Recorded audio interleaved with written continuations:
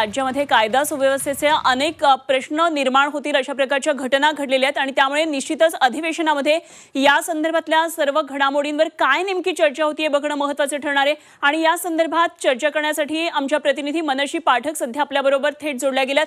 मनशी, काही वेळापूर्वी झालेल्या कुणाल कामरा संदर्भात योगेश कदम यांना प्रश्न विचारताना कायदा सुव्यवस्थेचा सुद्धा प्रश्न आपण विचारला होता, त्यामुळे आज अधिवेशनामध्ये काय हा मुद्दा गाजेल का? कारण इथे नागपूरमध्ये सुद्धा कायदा सुव्यवस्थेचा प्रश्न निर्माण होईल अशा घटना घडल्या होत्या, त्यामुळे काय काय नेमकं आज अधिवेशनामध्ये रणनीती असेल?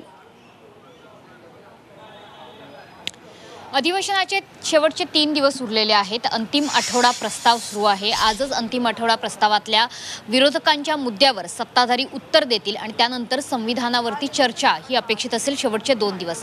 मात्र आजचा त्या अर्थाने कामकाजाचा असणारा शेवटचा दिवस आणि हा दिवस गाजणार आहे शिंदे आणि ठाकरे यांच्यामधल्या वादानं।